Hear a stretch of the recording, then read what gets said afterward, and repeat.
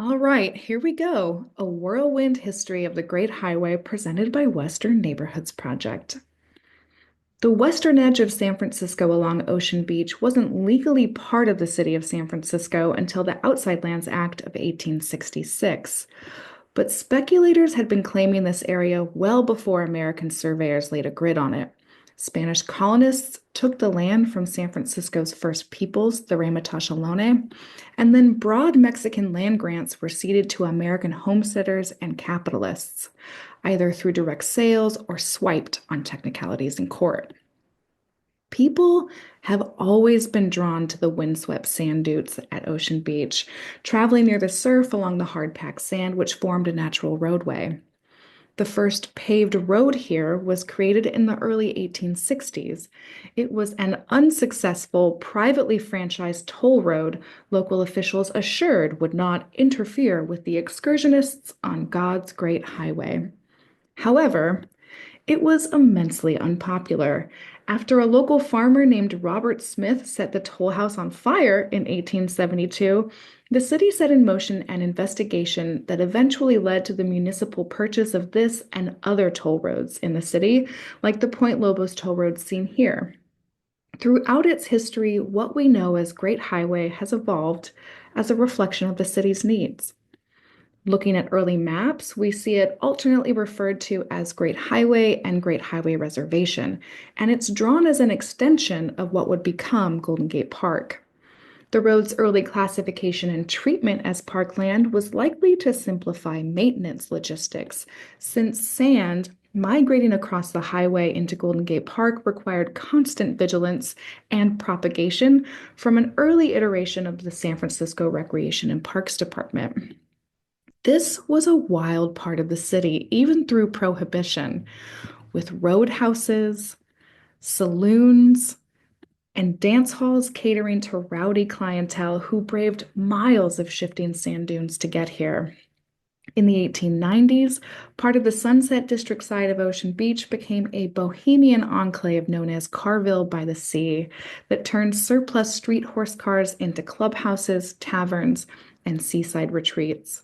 Artists like Xavier Martinez and Jack London spent time here, as did radical local groups like a women's bicycle club called the Falcons. You can still find a home on Lower Great Highway with Carville horse cars built into its frame.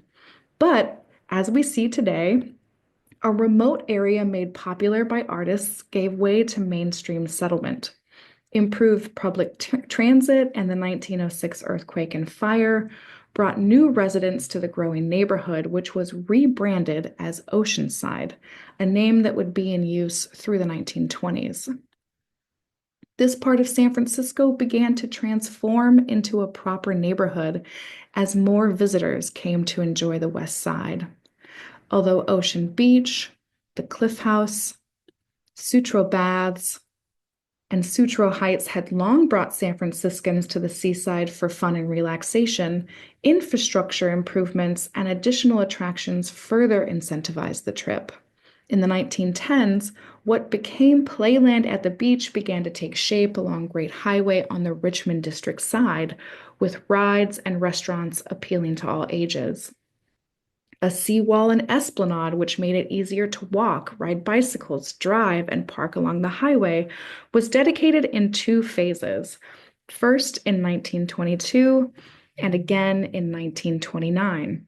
At the other end of the highway, Fleischacker Pool opened in 1925, followed by the establishment of Fleischacker Zoo in 1929.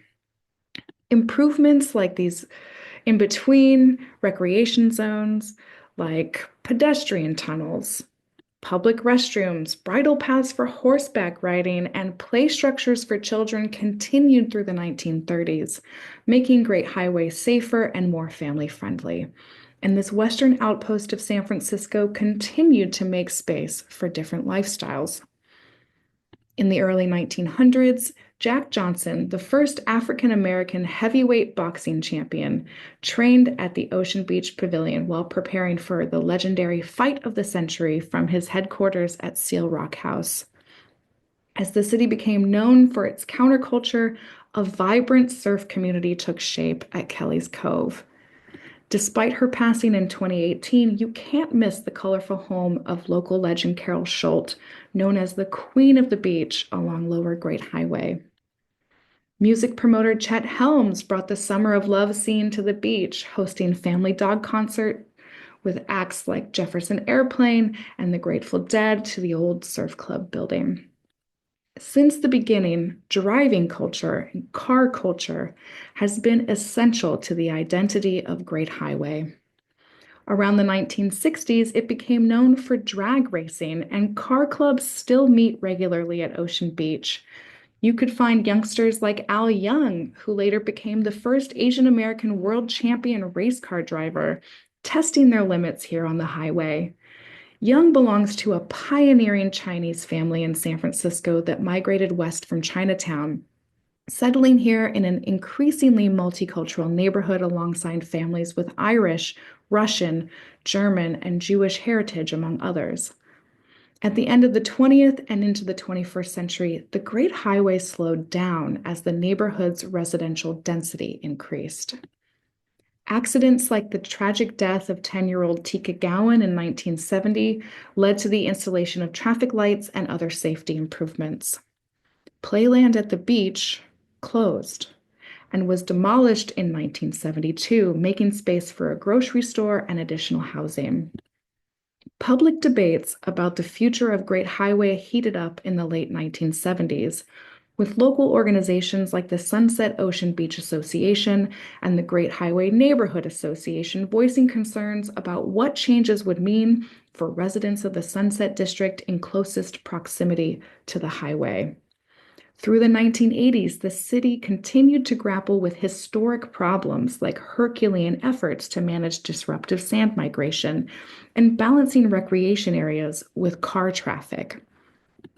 Public debates continued about necessary infrastructural changes around the highway in the 1990s as the city prepared to build the Oceanside Water Pollution Control Plant, and what's best for the neighborhood. How the road should be enjoyed by visitors and residents alike remains a hotly contested issue as work has begun to transform a road that dates back to the 1860s into San Francisco's newest voter-mandated park.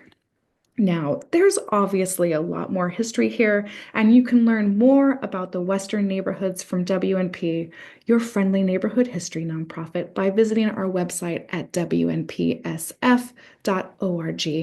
Thanks for being with us, history friends.